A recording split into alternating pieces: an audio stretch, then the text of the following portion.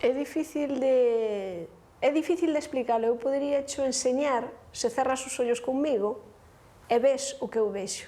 Daquela eu podería che enseñar o que era as encrobas.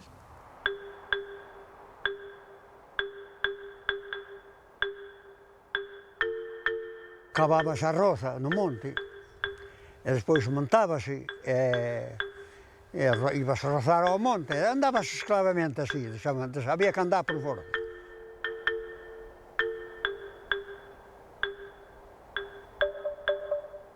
Ou ir rozar ao toxo, ou ir para as leiras, darlle de comer aos bois e marchar para as leiras a arar, que no seu tempo.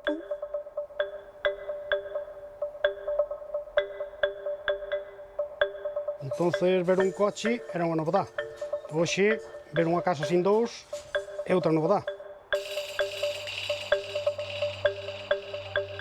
Pero xuntábamos as 6 e 7 mulleres a fiar no liño e collíamos a roca ca súa manela e fiábamos o liño para facer roupa da tea.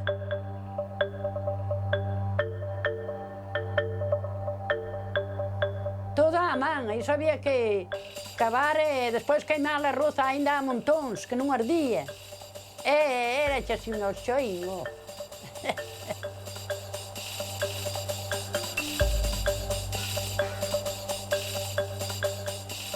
Había moitas casas, que hai que dicilo todo, sin chamineas, parte da casa sin piso, ou en riba das cuadras por rúa tiñan piso, sin cuarto de baño.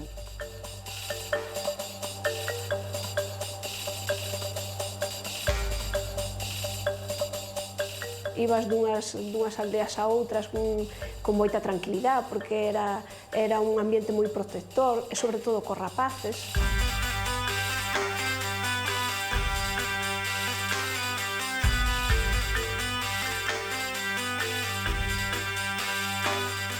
Na vida da aldea, o que eu vivía en Encrobas era todos éramos conocidos, ti chegabas á casa de quen fora e eras o neto de Juan da Pedra Grande, o fillo de Pepe da Pedra Grande, o que quixeras. Queres beber algo, queres comer algo, que fixera falta.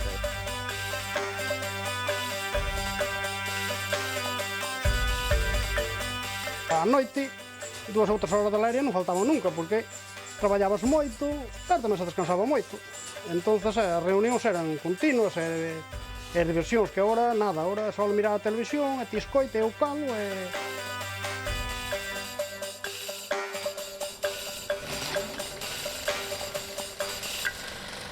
A parroquia das Encrobas pertence ao concello de Cerceda e está situada no interior da provincia da Coruña, asentada sobre un val agrícola.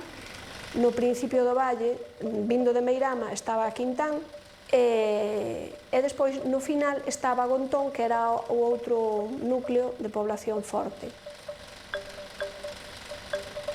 Ali no sitio onde está agora a central, nós tiñamos un monte e sementábamos trigo e íbamos ali buscar o trigo coas vacas e cos bois. Hai xente que intenta vivir da agricultura, non todo é carbón. Poucas posibilidades había para... Éramos pobres, éramos todos pobres.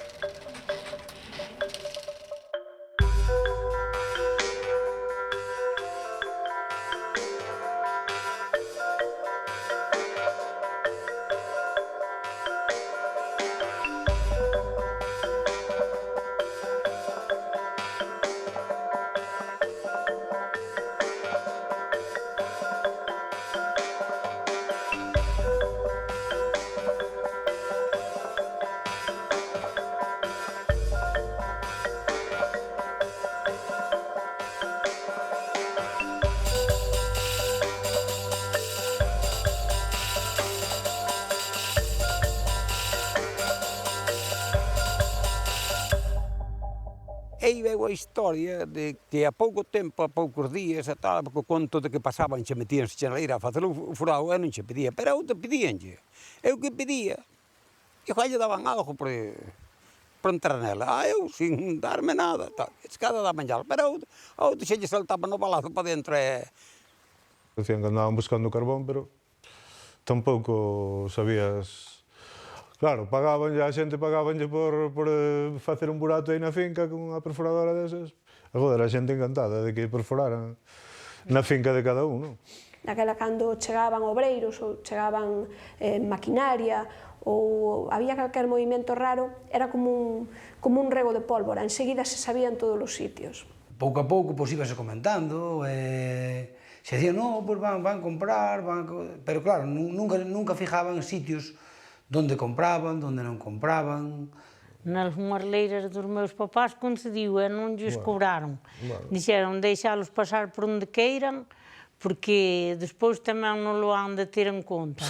Cando realmente se soubo que querían non comprar, sino entrar a expropiar, foi cando chegaron as cartas de expropiación. Tuveron. Despois tamén non tuveron en conta que había millo e viñeron cas palas e soballaron o millo todo, nas leiras. E tuveron ben en conta. Non explicaron nada, na máis que meteronse a traballar e fixeron como lles pareceu. E despois ainda houve que andar a paus con eles porque querían as cousas de balde. Non querían pagar nada.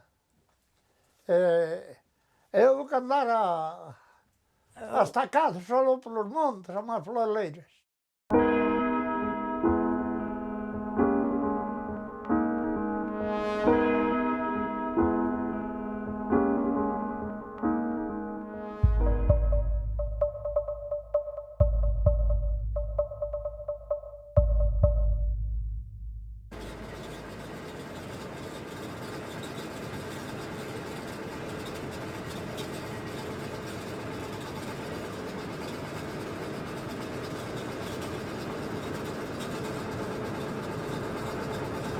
Día tras día, pois, foi chegando a hora de que empezamos a conocer xente que viña para explotar a mina das Encrobas.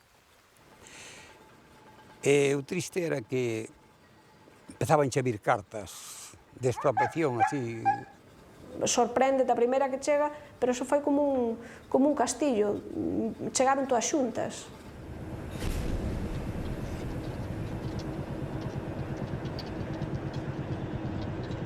Non se pensaba no das casas, non se pensaba que iba a haber que abandonar os niños, sino que todo se refería ás leiras e todo se foi levando un pouco así con máis lixeireza.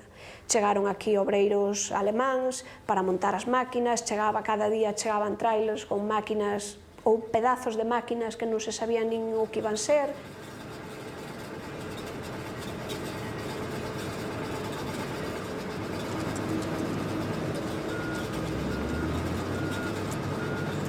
Empezaron a chegar esa maquinaria foi cando a xente se empezou a dar conta de que non era unha broma, que non iban a conformarse con unha leira de 5 ferrados, sino que ao final iban a ir por todo. Seguramente os de Encrobas pensando que eu, sendo alcalde, que tería isto atribucións ou poder, e o alcalde non tiña poder ningún para parar esa historia. Ora, eu prestei o apoio moral, estando ali no medio deles, e nada máis, o cual me parecía que era o meu deber, porque tamén eu mesmo, por outro lado, tiña a gana que para Cerceda viñesen industrias. Cando Fenosa, a empresa, Lignitos, bueno, o poder económico chegou a Cerceda, unha alcaldía que en ese momento creo que tiña 1 ou 2 funcionarios, é un alcalde que tampouco non lle quero botar a culpa, que non sabería máis. Chegan aí e din que van a facer o oro e o moro, pois vamos, ele estaría encantado dicindo chegounos a prosperidade ao Axuntamento e con ela a todo o territorio que nos manejamos. A parroquia estaba dividida, uns vendían, outros estaban para vender e outros estaban dicindo que vendeses, que facías. É así. A empresa armouse con, eu que me perdonen, chamolles títeres, que eles utilizaron en ese momento, xente que máis ou menos tiña boa entrada na parroquia. Quen foi o que lles puxo foi o señor cura da parroquia, que quería que lles venderan a 50.000 pesetas ferrado.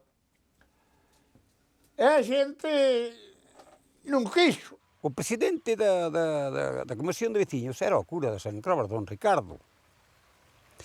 E os outros combatientes que tiña, ao lado, que eran 5 ou 6 ou 10, que hasta chegarían a 10, eran aquela xente que vivía na Coruña e tiña as terras arrendadas nas encrobas, que verdadeiramente non lle daba para contravención. Estaban deseando que viñera a mina o Epifanio Campos ou outro calquera, que lle pagara 4 perras e Dios moi buenas. As reunións facíanse sempre á salida da misa. Era como unha maneira de, eu non sei xa, digamos, de santificar o pecado de opoñerse a un mandato do Estado, non? E esa serie de xente, que era un grupiño que había ali, son os que colleron a palabra e dixeron que había que vender, porque iban facer, iso iba a ser moi bo para o pueblo, iba a dar traballo, pero en ese momento, despois de votar ao mitin esta persona, agarrou o micrófono un veciño dali, chamaba Manolo, que logo sería uno dos líderes e conocido Manolo das Encrobas. O Manolo entonces dixo que se unían falar e que en tal caso, o que se os votaban ali, que lles deran outras terras iguais e outras vivendas igual, que eran labregos. Entón foi moi aplaudido. A xente foi aplaudido e tal, empezou a dicir, sí señor, a xente tal, e en ese momento tamén colleu o micrófono Moncho, e Moncho apoiou a Manolo, e aquelo xa foi un pouco a hecatombe. Ali caiu Moncho Valcárcel, conocido polo cura das Encrobas de ali para diante, pero aquel día non o conocía nadie, ni Dios o conocía. O 99% da xente non concebía que un crego pudera pensar que fora un crego labrego, un crego que andaba en pantalón vaqueiro e que cando chegaba o día de recoller as patacas o iban a buscar Moncho, bótanos unha man, e Moncho colle iba a sacar as patacas. Aí foi a raíz que el dou ali unhas palabras, e cando dou aquelas palabras xa a xente parece que medraba, de contenta, faltábache o corazón. Se deu un volco a cousa e ya empezaron a aparecer outros líderes que estaban firmes en que aquelo, a empresa non podía mercales aquelo por 4 perras e que en tal caso, pois esa la consigna era cartos non traslado de poboación. Aí é onde empezou realmente a loita das encrobas, non? E a estrategia nosa foi, por unha banda, conseguir que os labregos tomaran conciencia daquelo e resistiran a empresa, non? Encontrámonos con abogados, encontrámonos con economistas, encontrámonos con sociólogos, encontrámonos con xente que sabía como facer as cousas. Pois había que facer un estudio de impacto ambiental, facíase, se había que facer un estudio pois de sociología, facíano, se había que facer un estudio de impacto económico, pois tamén o facían. E todo eso foi gratis. Todo eso puñeron eles, cada un puxo o que sabía. Na época da transición foi moi curioso o da prensa, eu creo que foi cando máis libertad houve, non? Como aínda non sabían por onde iban a salir os tiros, pois os periodistas decían o que querían e nadie les decía nada. Os medios se volcou, a Voz de Galicia volcouse con aquela información. Creo que a partir do día seguinte que saliu a reportaxe que en aqueles tempos dar 3 ou 4 páxinas con a primeira do xornal, a partir dese momento as cousas cambiaron todas. Movimentos culturales, había asociacións de veciños, empezaron os movimentos no periódico, notas pequeniñas nos periódicos, pois solidariedade cas encrobas, solidariedade cos labregos. Entón, a mobilización foi organizarse unha manifestación na Coruña, coa xente das encrobas e, bueno, chamando tamén ao mundo progresista e tal, non? En agosto do 76 hai a manifestación na Coruña, pero aí xa hai unha infraestructura de apoio. Que é unha manifestación inconcebible naquel tempo, onde se chegaron a reunir unas 8.000 persoas, e además con unha cosa preciosa, porque as beirarrúas enchéronse de xente, e a xente aplaudía como tola, non? A xente aplaudiendo e tal, o sea, que algo que se identificaban totalmente con un oprimido frente ao opresor, non?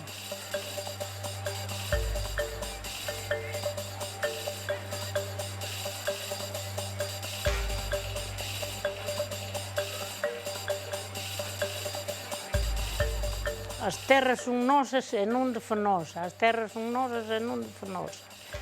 E despois veo a policía e veña trallazos á xente e a xente a correr uns por un lado e outros polo outro e esbardallaron a manifestación.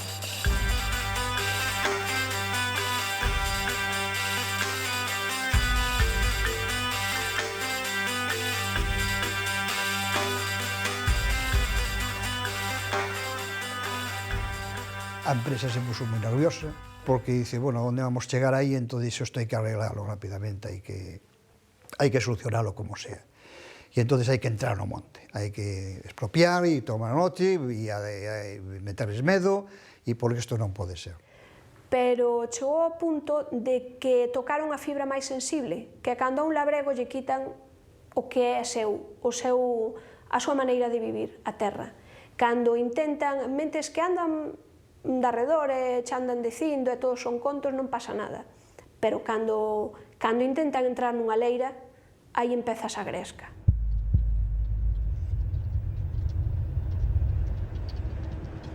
A lei daquel tempo, non sei se era unha lei dos fueros antigos galegos, pero que forzosamente cando había unha expropiación, que tiña que ir un representante a pisar o terreno, senón non estaba feita a expropiación. E iso era o que eles pretendían que non fixeran, é dicir, que podía haber moitos papeles, moitos acordos, moitos intentos, pero se o enxeñeiro non pisaba aquel anaco de toxos, non había nada que facer. Non era que dixéramos, non entrades, e se foron pola porta, Era, non entrades, a pesar de que queredes entrar, coa Guardia Civil aí ao lado, e nós non vos deixamos. E entón, bueno, iso acabou, en algúns casos, con ataques. E, en ese sentido, as mulleres das Encrobas, pois un monumento hai que poñerlles, porque eran as que se colocaban ao frente. E nós íbamos e tornábamos. Poñíamos todos en restra, así unha fila deles, e as mulleres diante contra os guardias, e os homens puxando polas mulleres, para que lles deran os guardias para atrás. E os guardias poñían nos culatas das metralletas así no estómago, e dábamos con elas. É lavar sopapos, é patadas, quizá. Sí. E tamén se dou algunha. Tamén se dou algunha patada. Eu pregúntome tamén que podía pensar unha persona de 50 ou de 60 ou de 70 anos cando iba para o monte non sabía se iba a volver á súa casa. Iso é o que eu me pregunto.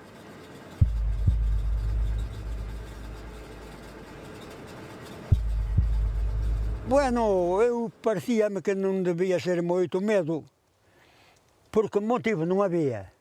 Había aquel couso de andar ali a golpes, pero unha morte non había. Parece-me que non había semejante motivo para pasar moito medo. Non pasei medo, non. Claro que eu pasei medo, que collía un desgusto, non? Collía un desgusto, sí. Medo pasei non pasei.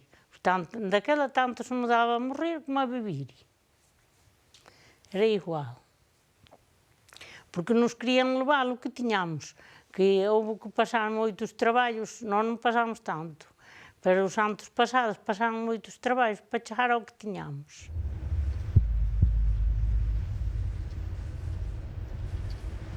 Pero en ese momento xa a xente peleaba porque realmente non queríamos marchar. Realmente estábamos en sazón para, de alguma maneira, salir triunfadores ou morrer na terra.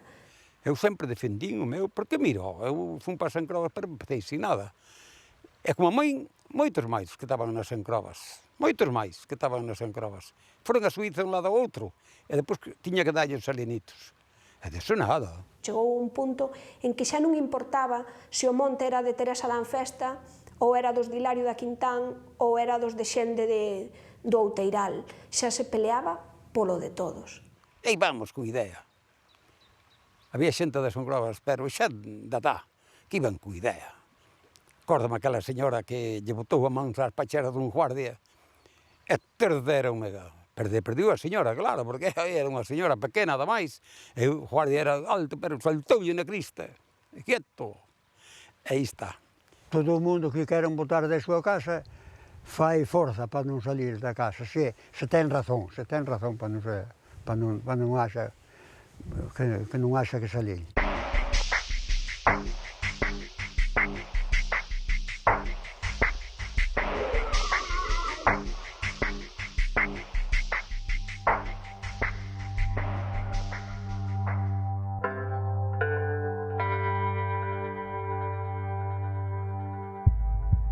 Era un día frío, un día con niebla, un día que húmedo, esas mañáns que ten Galicia que non se sabe moi ben se quere chover ou non quere chover, bueno. Chegamos ali, baixamos e preguntamos que pasa. E unha vella, por certo, dice, aquí non pasa nada, rapaz. Así mesmo me dixo, aquí non pasa nada, pareceche pouco o que aquí hai. E o señor Hervada chegou todo ben pertrechado, ben abrigado e rodeado polos seus secuaces e cun cordón de guardias civiles, dos que levaban tricornio e capote. Andaría cerca de 100 guardias civiles, coño. 70, 80, non sei, que fixeron un día, mas tamén había policía. E ali subiu cantidad de números da Guardia Civil para ocupar. Moncho Valcárcel aí subiu cos labregos, con eles, aí estivo. Era un pouco a representación das comisións labregas ou dos comités de axuda á loita labrega ali. E Moncho iba co... como se chama? Da televisión, ca pantalla da televisión. O lombo. Sí, hombre. Cando intentaron entrar no monte, a xente desbordou os cordóns, a xente botouse monte a través, pero correndo, vellos, eu vin vellos e vellas de 70 anos correndo como se fora unha maratón, correndo hacia o monte. Só con pisar o terreno, pasar por que era o que buscaban. Viñan nun cordón de unha fila, non? Ou fila de 3, por exemplo. Viñan así, era cadábais así por riba. E nós viñamos por baixo, outros tantos, máis ou menos. E rimábamos o ombro como quen cincaba por un carro, unhas vagas. E non puderon entrar, pola mañá non puderon entrar. E viñan empuxando, pero a xente levaba paus, levaba sachas, levaba jalletes, levaba o que tiña cada un, a ferramenta que tiña, porque moitos que foron polo monte pois íbanse apoiando nelas e levan esas ferramentas que se teñen na casa, que eran as nosas, as dos labradores. E ali estaba todo o pobo, porque eu conto que debía haber unhas 200, ou 200, en aquel tempo 250 personas, e principalmente as mulleres. Hai que dicirlles que chapó por elas, que foron as que levaron a cabo o traballo, é duro, porque o paraguazo, todo empezou cun paraguazo que lle mangou unha delas a un garda civil e mangoullo ben, entonces aí empezou o lío. Teresa Danfesta, que era o monte de Teresa Danfesta, da tía Teresa Danfesta, dixo, este monte meu, puxos ao frente do grupo de xente, este monte meu hai que matarme, si ides a pasar por encima. Volveron pola tarde, con máis fuerza, tampouco, nada. Cando xa a cousa lles cansou moito, pois o que fixeron foi empezar a deter xente, primeiro houbo paus, houbo varios feridos, houbo que evacualos, claro.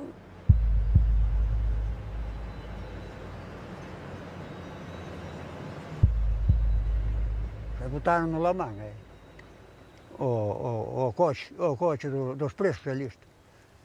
Manteron-nos ao coche despois. E eu marchei chorando. Eu marchei chorando. Hoxe río, pero daquela non ría, cuidado. Calquera. E o día terminou así, pero claro, empezou a noite no cuartel de Lonzas. As mulleres no patio e os homes nos calabozos. Aí foron detidos varios da comisión de labregos, dos líderes, e tamén foi detido Moncho Valcárcel cando foi a visitar un ferido ali ao hospital. E aquelo o que produzo foi peor para a empresa. A Aquilo produzo, creo que, a maior movilización de solidaridade que se recorda en Galicia.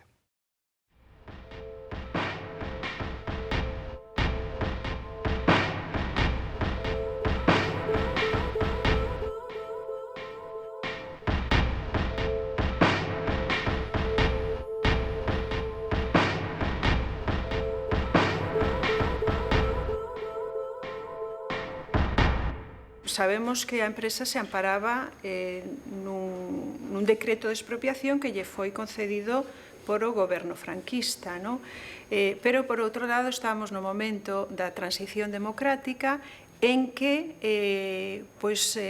digamos, hai un momento de apertura, de expectativas hacia a democracia, unha gran sensibilización por parte de todo o mundo, no? As encrobas foron axudadas por outra xente, pero as encrobas axudou a outra xente. Cartas dos estudiantes, de profesores da universidade, de cregos, dos sindicatos, de grupos de empresa e de grupos de barrio, de asociacións de veciños, pintadas por toda Galicia, manifestacións diante dos gobernos civiles de toda Galicia, de todas as provincias. Quen podía pensar que a Universidade en Santiago que iba a parar, que se iban a parar hospitales, que se iba a parar a mesma central que estaba en ese momento estaba en construción, que se iban a parar, por exemplo, a Facultade de Económicas en Santiago cerrou, colexios, houve encerros en colexios. Era un momento en que estábase moi politizado, viñas dunha ditadura, había un ano que morrera Franco, sí, se seguiu luchando, pero, home, polas encrobas ou máis por calquera cousa que había, non? A xuventude aquela estábamos ao pé do cañón en calquera cousa na que houbera que estar, onde houbera que reivindicar máis democracia, máis participación, non? Nós estábamos afeitos a ir a manifestacións e a ver os grises e a enfrentarnos, e esas cousas sí que estábamos afeitos. Ahora, a ver, a xente maior, que era para nós algo moi diferente, que non se enfrentaban ao poder, enfrentarse como se enfrentaban, con armas, porque a Guardia Civil tiña armas, eles tiñan jadañas. Pois nós decidimos solidariamente facer unha folga de fame na laboral, donde nos encerramos moitos alumnos ali dentro da iglesia da laboral.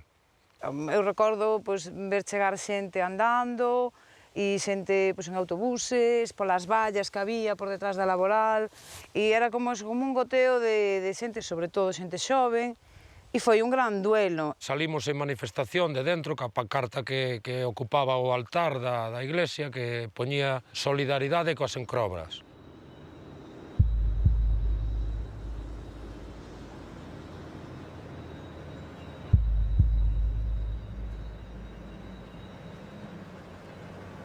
Quizá o acto máis triste deses tempos foi a morte do estudiante na laboral, de Emilio, porque estaban colgando unha pancarta, tristemente, matou no Fenosa, entre comillas. Cuidado, non vayan a pedirme responsabilidades tamén. El naqueles momentos tiña 17 anos, eu xa digo, tiña 15 anos e decidimos eso, que íbamos dous a colgalo ao tellado, pudo ser el, pudo ser eu, pudo ser calquera outra persona, non? Pero cadroulle a desgracia que foi el, o que morrío. E morrío electrocutado, paradóxicamente, por Fenosa, non? Que era contra quen se protestaba. A comisión puxo luto ese día, o día que morreu ese rapaz, pero Cesario nunca o quitou. Nunca deixou de sentir algo por ese rapaz.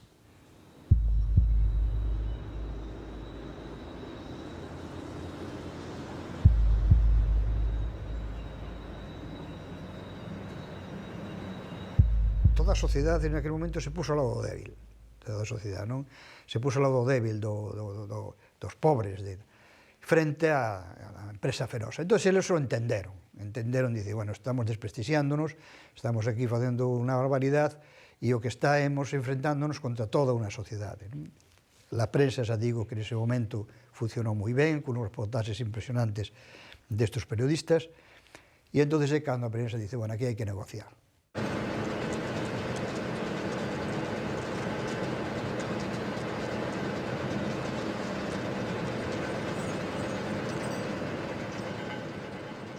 comisión foi a que levou fundamentalmente ela soliña o peso das negociacións, e en ese sentido eu creo que había xente na comisión. Cesario fundamentalmente era un tío moi inteligente.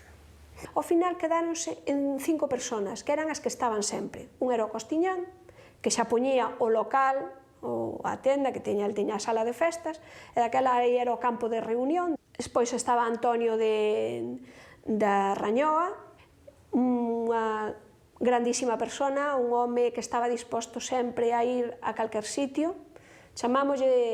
Familiarmente chamámoslle o tranquilo, porque era o home tranquilo. Despois estaba meu irmán, era o máis novo da comisión, quizá era o que impoñía un pouco máis o orden dos papeles, das cousas. Despois estaba o centro, permitídeme que eu lle chama así, era Cesario, que era o escudo, o nombre, o corazón, máis ben era o corazón da comisión.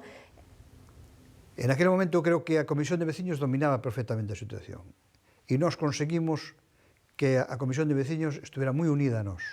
Que eran 5 caracteres totalmente distintos, pero que fixeron un papel cojonudo para as negociacións de esa, porque había desde o botado para diante hasta o máis politizado, o máis inteligente como negociador, o máis prudente, e o tan retranqueiro, que cando non sabíamos que dicir, lle decíamos que falara el. Era un desequilibrante perfecto para os grandes abogados que falaban e falaban e falaban e falaban, e cando terminaban a súa parrafada pensando que xa o convenceran, dicíalles el moi baixiño: e podemos repetir. Eso era unha cousa que os desmantelaba, os deixaba. Eu creo que ningún abogado que negociara en frente de Antonio o pode olvidar. E que os que se puxeron a negociar non tiñan nin idea de negociar con un paisano. Eran 2 idiomas distintos. A min, cando escoitaba desde o coche as conversacións no goberno civil, é que me escojonaba de risa, porque era como se estuveran uns italianos e uns alemanes hablando, cada un falaba nunha lingua distinta. Sí, é unha gran victoria, porque unha comisión de xente do Arado, como lles chamaban, e os do Arado tuveron os 4 meses sentados no goberno civil cun moderador, que foi o señor García Agudín, e sentados ali noite tras noite, negociando. A lingua do paisano, esa lógica do paisano, estábamos empleando a propósito frente a uns señores que nos falaban de dereito, que nos falaban de economía, de la producción eléctrica, de las necesidades del país, e 50.000 cousas máis que nos entraban por aquí e salían por outra orella, claro. Eran temas distintos. E ali eles, sin complexo ningún, además con cosas moi simpáticas, non? Como cando lle dixeron a empresa, dixeron, bueno, ustedes queren facer unha mina de lignitos e queren facer aí unha empresa de limeisa e tal, dice, bueno, pois por que non entramos en sociedade? Quedaron os personas, isto indicaba como esta xente non iba complexada ali, todo o contrario, non? Iban con orgullo, non? É dicir, chegaron ali pensando que éramos tontos, ou que o labrego era tonto, xa non digo es. E eu creo que chegaron pensando, primeiro, por ser gran parte dos negociadores totalmente foráneos a Galicia, ademais, e os outros, pois, bueno, pois xente de ciudad, con mentalidad de ciudadano, de señorito ciudadano, debo decirlo así, porque algún ainda vive, pero con mentalidad de señorito ciudadano, minusvalorando un labrego. E se levaron un batacazo. E ben levado. Eu dos pleitos ou dos traballos que eu tuve que recordo con moito cariño, porque era un xogo de estrategia, en realidad. É dicir, a nivel, non era tanto o peso xurídico que se pudiera decir, sino como levaron unhas negociacións. E no camiño quedaron 20.000 historias, como eles foron a ver o rei, cando veu o ministro lle foron a montar un número aquí en Carral, En fin, toda unha historia que demostraba que os labregos xa non se deixaban avasallar. Esta xente non se deixaba avasallar. Xa empezou a tratar de tú a túa empresa, que iso creo que é o máis positivo deste caso, non? Porque, claro, non vas botar outros de outra parroquia fora para ti entrar, pois fomos a diñeiro, pero foron eles, nos ofreceron eles o diñeiro. E aí foi onde salimos máis ou menos. Conseguiron os precios, hombre, aceptables en ese momento comparándoos de onde partíamos. Partíamos de 50.000 pesetas e chegouse pois a un precio, digamos que razonable, porque cando un trata de valorar toda unha vida non hai precio que apague, non hai diñeiro que apague. Pero bueno, tempos pasados, pelillos a la mar, asunto terminado.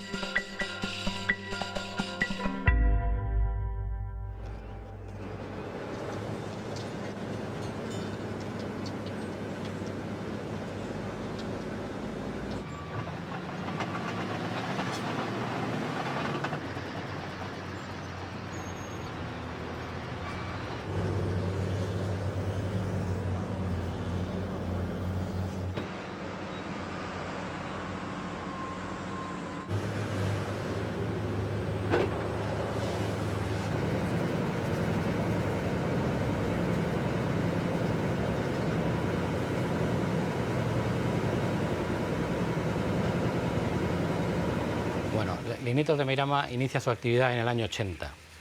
En el año 80 la economía de la zona era una economía básicamente rural, era una economía basada en la agricultura y la ganadería a pequeña escala. Es muy difícil saber en los años 70, cuando se está haciendo el proyecto, pues el alcance real de qué terrenos van a estar afectados. Era muy difícil en aquel momento comprar y además no se pensaba. Posteriormente ha habido una serie de problemas geotécnicos, lo que nos ha llevado a tener que hacer una ampliación de los terrenos afectados por la mina. O secretismo foi tal, a falta de información, a falta de planificación foi tal que hubo familias que construíron hasta 3 viviendas. Eles xa sabían que Gontón estaba condenado, que toda a parroquia estaba condenada a ter que desaparecer, solo que deixaron uns anos máis porque igual lles pareceu que tocala toda xunta e separar a parroquia do seu cementerio e da súa iglesia, pois era moi forte para aquel momento.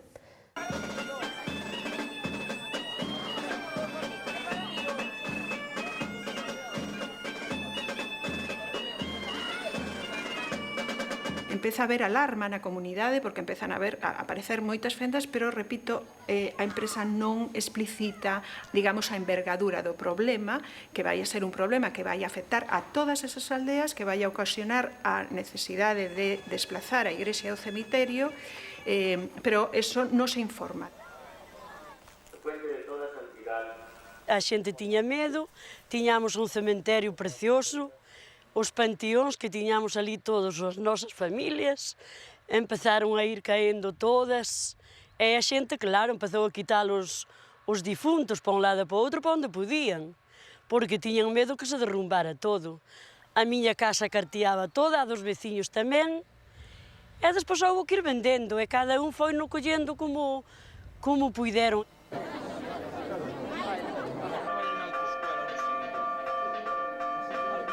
Claro, a desaparición da parroquia é a desaparición da igrexa e do cemiterio, ¿no? Que son os elementos que articulan unha parroquia rural en Galicia, ¿no? A partir de aí as cousas empezaron a cambiar.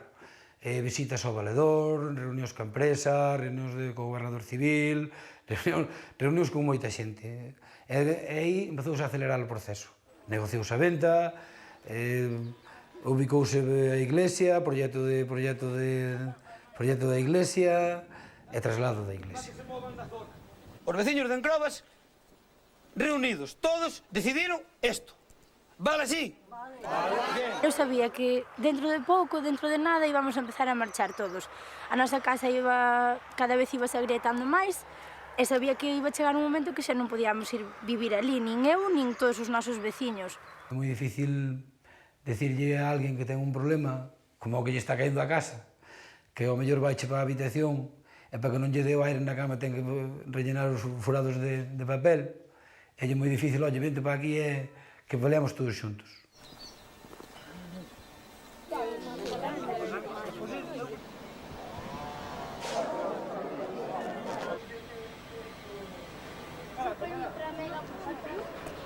Van a ser situaciones moi duras, posto que, por unha parte, están traballando na mina, están traballando na empresa, e, por outra parte, esa empresa está reclamando a venta de unhas propiedades das súas terras, etc. E, bueno, se van a generar situaciones moi conflictivas en ese momento, non?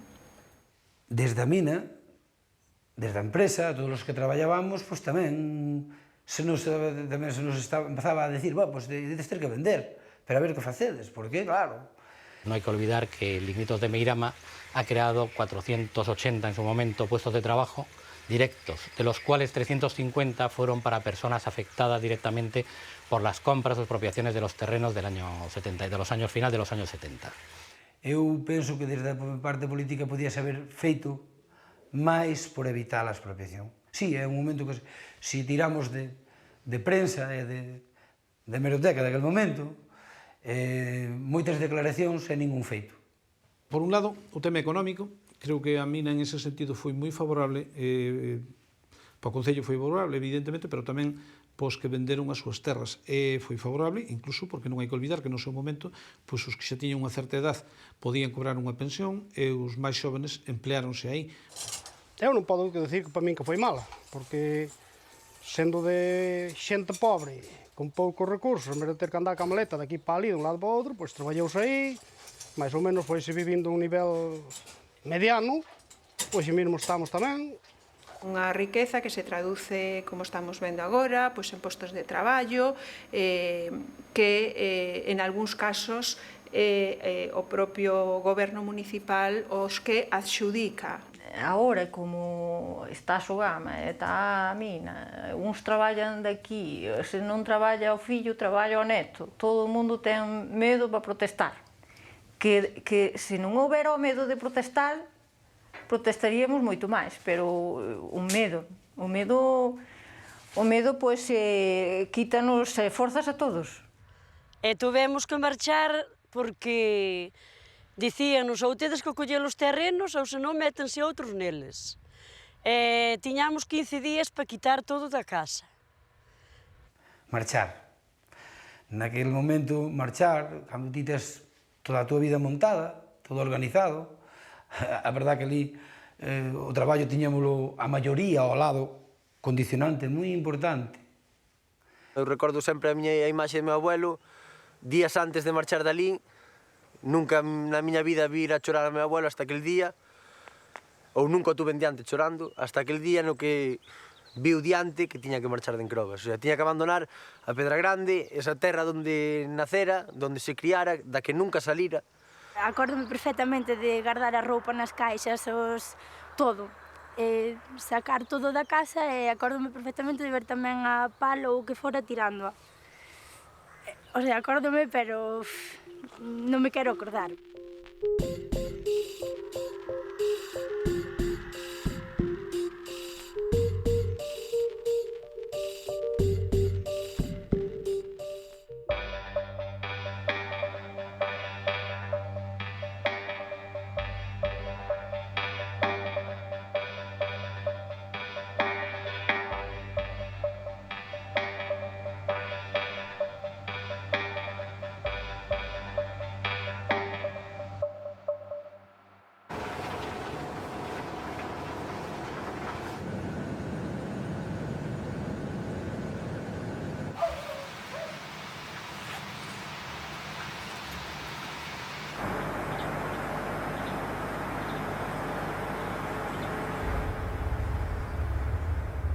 Agora, claro, quedas aquí, catro pelagatos aquí no medio da mina, no medio da central.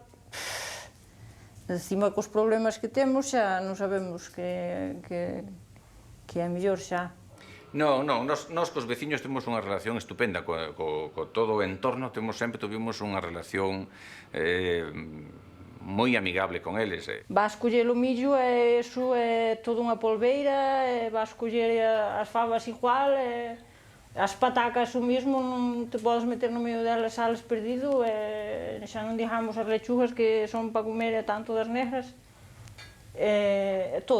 toda a nosa vida así, as vacas van pacer cos fociños todos cheos de carbón.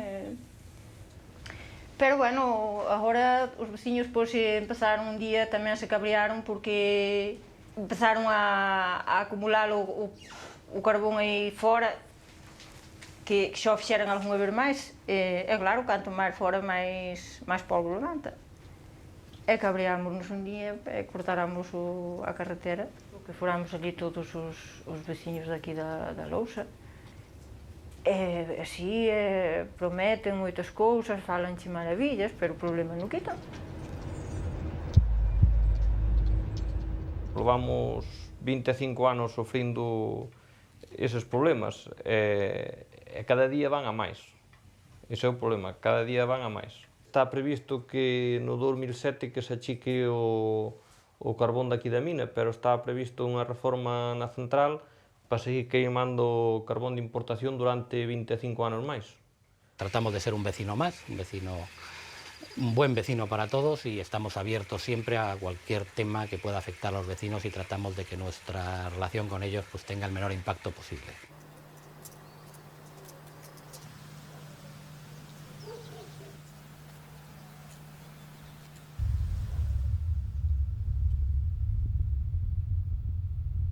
Nadie se move, nin ayuntamiento, nin xunta, nin nada, entendes? Eles son os amos aí A verdad que eu por ese tema interesei-me incluso por curiosidade, porque vin unhas casas derribadas, poucas, pero unha ou dúas casas había por aí que tiñan ali, estaban derribadas, e esa casa sola, nun sitio onde efectivamente antes quedaba moi cerca de Contón, pero non hai nada. A min o que me trasladou sempre a empresa é que esa señora non quería vender. Despois dicen, expropian hasta aí ao lado, a canto? A 100 metros. Hasta aí expropian, e dai para aquí, por unha casa que queda, e abaixo igual, por dúas casas que quedan, deixanas aí. Bueno, eso é reírse do personal. Pero, bueno. Botan uns barrenos que tembla a casa, e ainda outro día dixen, Deus quere que teamos fora, é que caia a casa, moito deseaba que caíra. Esa é outra, porque están aí, siguen traballando aí, siguen botando voladuras aí, que, joder, parecen terremotos en vez de voladuras. Eu pensei que era un temblor. Claro, agora aquí como estamos 4 aquí solos, pois, dalles igual, nada. Que se ballaron a abunda en nós, e fixeron risa de nós canta quixeron. Canta quixeron e abusaron hasta ao máximo. E están abusando ainda. Que ainda non foi daquela que ainda agora chega ben. Pois todas esas condicións a empresa debería cambiálas, debería tratar de melloralas. E se non só a empresa, o axuntamento, que para eso, gracias a Encrobas, hai un canon eléctrico que lle está dando moitos centos de millóns ao axuntamento. Eso é o que se debería de mirar, que esos cartos revertiran en Encrobas. El panorama que podemos ver hoy, visualizar hoy, tanto en la zona de Meirama, Encrobas, antiguas Encrobas y Cerceda, yo creo que es totalmente diferente. Posteriormente también se montó una central térmica del Grupo Unión Fenosa y han venido otras empresas pues, de la envergadura como Sogama.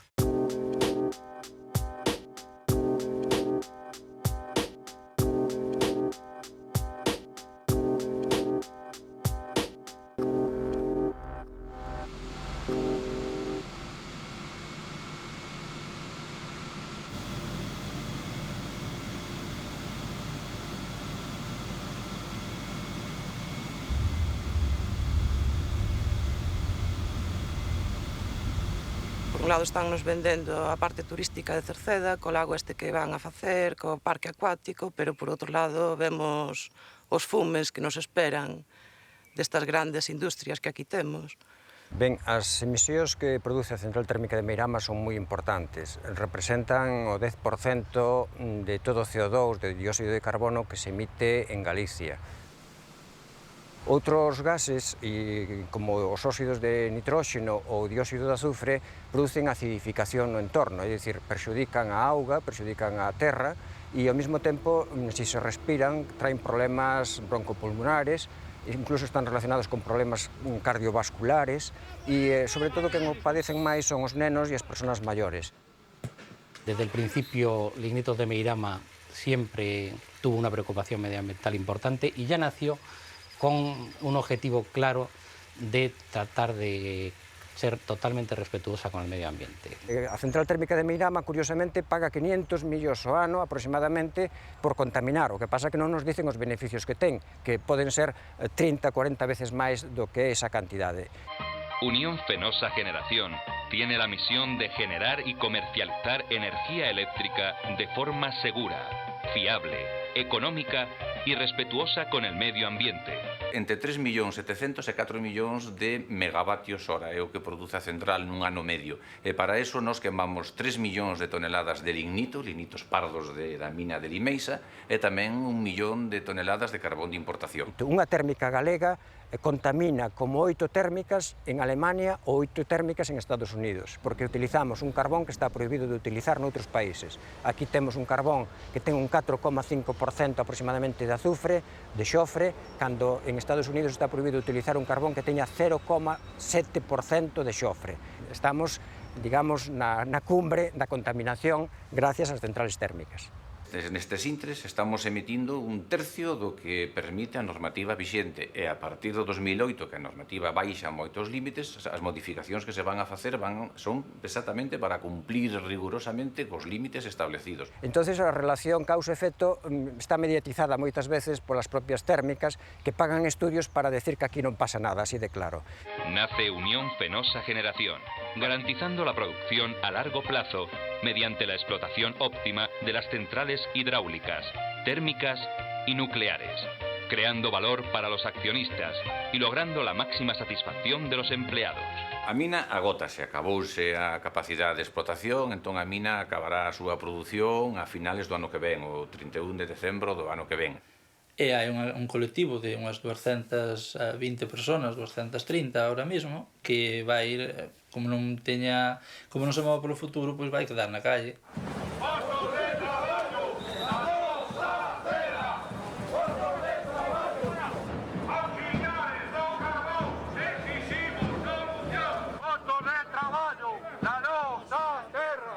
Mentres o resto dos traballadores do Estado nas empresas auxiliares poden pasar á empresa principal, que neste caso sería Limeixa, e prexubilarse a través desas axudas que o Plan Miner dá, a nós en Meirama, pois se nos discrimina, o sea, unha discriminación que é aceptada tanto polos sindicatos como polo Ministerio de Industria. A cierre da mina vai a supoñer un avance significativo. Vamos a pasar a ser un referente no turismo importante na provincia da Coruña durante todo o ano.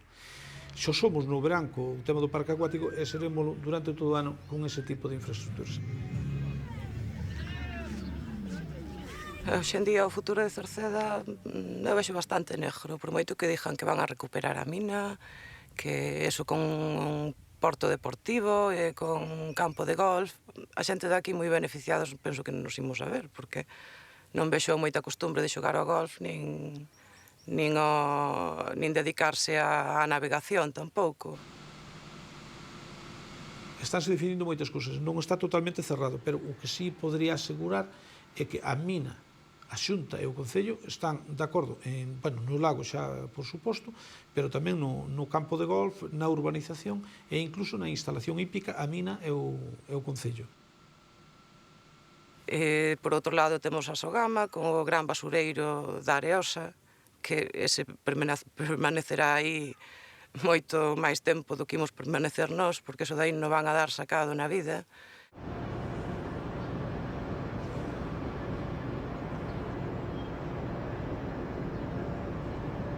É moi importante que unha zona como é Cerceda, en la que esta planta contribuye a resolver un problema ambiental como é o tratamento dos residuos, pero é tamén unha contribución de xeración de riqueza e de empleo na zona.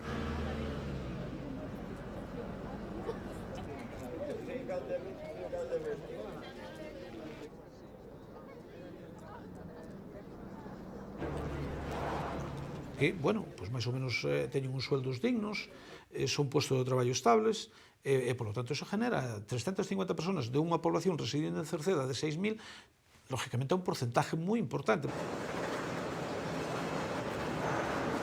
Ten unha cara oficial, Sociedade Galega do Medio Ambiente, a cara máis divulgativa, a cara máis políticamente correcta, que é a que se amosa cando se visita a planta, ou unha zona de separación, outra zona onde se está producindo combustible, a zona de incineración, etc., os controis que teñen os fornos e as emisións cos ventiladores, etc. E outra parte que é que non se observa, que é realmente o 90% a realidade do que supón Sogama. E é esa que está na parte traseira, na zona da Areosa, onde hai un macrovertedoiro con 2 millóns de toneladas de lixo amoreadas ali, que nun vertedoiro incontrolado, no vertedoiro incontrolado máis grande de Galicia, e que está deitando enormes cantidades de lixiviados e de contaminantes ao río e que logo nos incorporamos na nosa cadea trófica. Algúnas molestias, dolores e de todo eso, evidentemente, claro que as genera. Pero tamén, se non as generara, pois non poderíamos dispoñer ao mellor no Ayuntamento dos recursos necesarios para poder facer infraestructuras que así podemos facer. Entón, ao final, a vida é equilibrio. E tan malo é unha industrialización salvaje como un excesivo proteccionismo de algunhas cousas. Entón, en ese equilibrio está que en algún sitio temos algunha molestia e, por outro lado, beneficiámonos tamén para poder ter certas cousas que senón non podríamos ter. E é un vertedoiro no que non veñen únicamente a parar os refugallos, senón que veñen cantidade de lixo que a propia planta non pode asimilar. Lixo que en moitas ocasións utilízase, digamos, a noite para traelo e para que non sexa visible o tratamento incorrecto deste lixo, non?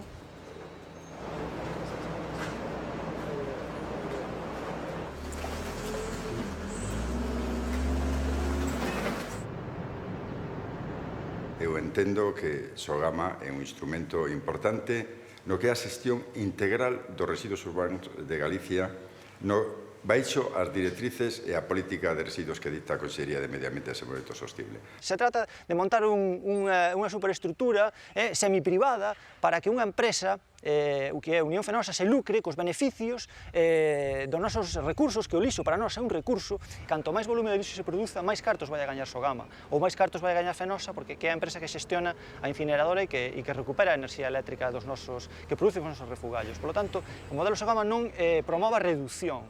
Dentro dos 3 R's, reducción, reutilización e reciclaxe, non promove ningún dos 3, porque o que promove é o aumento do volume do lixo.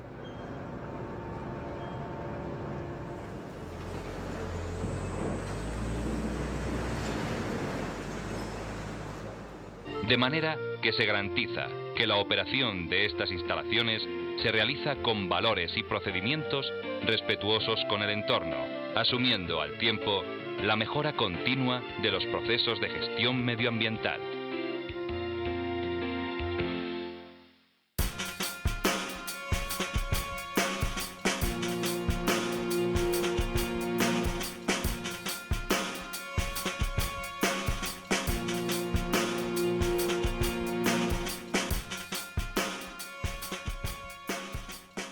Que as nosas generacións siguientes que sigan padecendo todo isto. Iso é o que a min máis me doi. Porque nós xa viñamos de pasalo mal cando éramos pequenos e xa o pasamos mal toda a vida. Pero eu non quería que os nosos fillos seguiran sufrindo todas estas calamidades que sufrimos nós. E estabas todos reunidos por aí, e ibas por aí abaixo e falabas con todos. E agora vas é con quen falas. Cos paxaros, ainda non sai. Vou cara a Bárcia e volvo para arriba e ven á noite e deito-me na cama, vou-me deitar á cama, pero non falei máis que a muller. Que a comunidade ao desfacerse, desfixo todo, claro, non hai nada que legarlle aos que veñen detrás, porque todo o que éramos, témolo aquí, é aquí, pero non hai máis nada. Eu creo que sigue sendo unha alma, un espírito dentro de Encrobas, ou a identidade de cada un, aquilo que hai ali, que lle chame eu a nosa casa. non sei, eu. Ver, Andrés, como estás? Que estás? Estás contento? Se gostaba o sitio onde se... Sí, o sitio é moi bo. É moi bo, que é un sitio bonito, é por aquí, é por acolá, é tal, pero eu ali non nací. E como non nacerá ali, xa non estaba contento. Xa non estaba contento. A xente do pueblo onde eu era nunca se me olvidará dela. Agora soño de noite, pero soño con eles, que non soño cos que estamos aquí. Bueno, pois...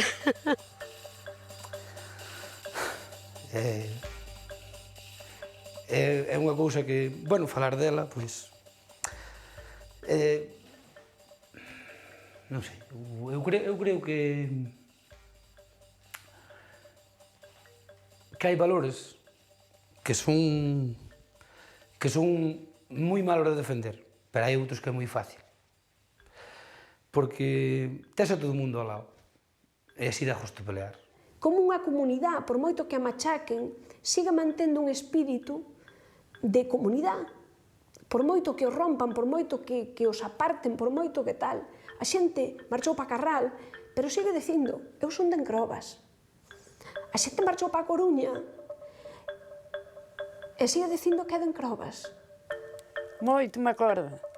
Además pasaban os vos traballos, pero naceu un ali. Tiñalle cariño. Eu acórdome. E xente tamén me acorda.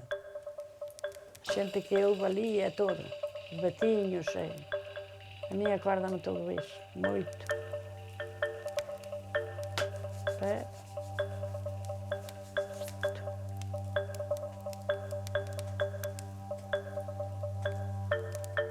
E iso era o que eu quería, que a xente vira e nos conocera. Nada máis.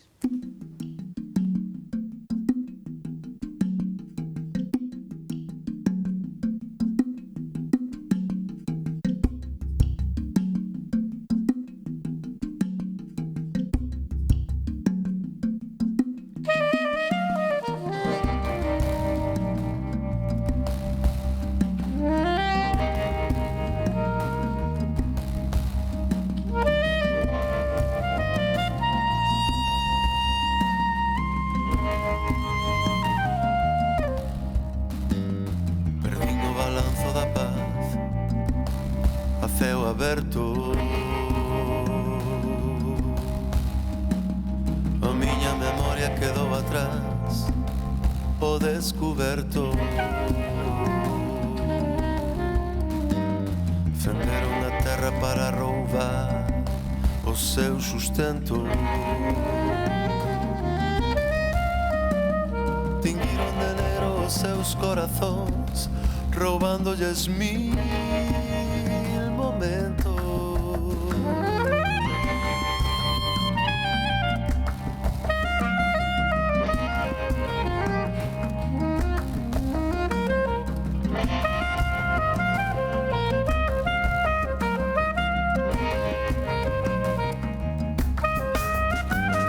Perdi o balanzo da paz,